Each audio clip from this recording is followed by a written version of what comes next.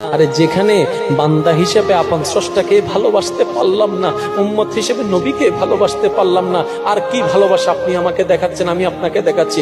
ডাইনের ভালোবাসা মিথ্যা ভালোবাসা, সামনের ভালোবাসা মিথ্যা ভালোবাসা। একটা ভালোবাসাও ভালোবাসা নয়, আসল ভালোবাসা উম্মতের জন্য নবীর ভালোবাসা, বান্দার জন্য আল্লাহর ভালোবাসা। কিভাবে?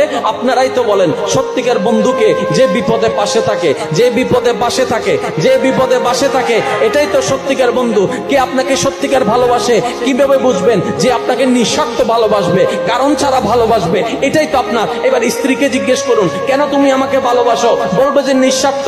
গবেষণা করেন, উত্তর একটা না একটা পেয়ে যাবেন, কোনো না কোনো স্বার্থ আছে, কোনো না কোনো স্বার্থ আছে। স্বামীকে প্রশ্ন করেন, স্বার্থ আছে। মা বাবাকে প্রশ্ন করেন, স্বার্থ আছে। যখন বলবেন আল্লাহ তুমি কেন ভালোবাসো, আল্লাহ বলবে যে কোনো কারণ ছাড়াই ভালোবাসি। তোমাকে সন্তুষ্টি করার মতো কোনো যোগ্যতা আমার কাছে নেই, কিন্তু আমি বান্দা হিসেবে চেষ্টা করেছিলাম তোমাকে খুশি করার জন্য, তোমাকে খুশি করার জন্য, তোমাকে খুশি করার জন্য। মৌলা, আমার চেষ্টাটা দেখে তুমি আমার উপর রাজি হয়ে যাও। তুমি বিচারের দিনে আমার দিকে তাকাইও না, তোমার রহমান নামের দিকে তাকাই, তুমি আমার উপর রহমত করিও।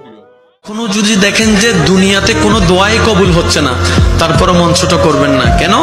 হাসরের ময়দানে এই দুনিয়ার প্রত্যেকটা দোয়ার বিনিময়ে আল্লাহ তাআলা আপনার গুনাহ মাফ করে দিবেন, আপনার জান্নাতের রাস্তা সহজ করে দিবেন।